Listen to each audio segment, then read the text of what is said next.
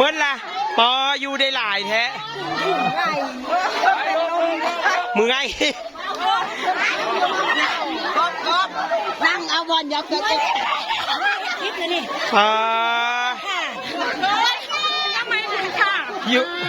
ก็ได้นั่งมาอย่าเพิ่งเปย์ขอส่วนบุญ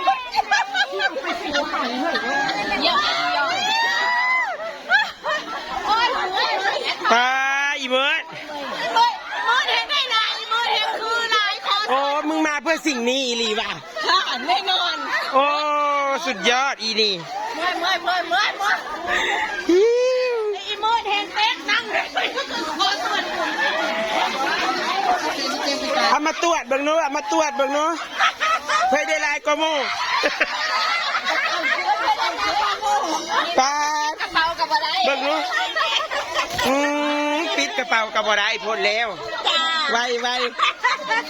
มาเก็บเหรียญโปรยทานจะได้หูเมื่อว่าประทานผู้เฒ่าจักนั่งฮุบเอาอยู่นี่แม่นี่ต้องเอาไม่กวาดมาแล้วก็นั่งอยู่กับหม่องนะไม่กวาดก่อนมะพร้าว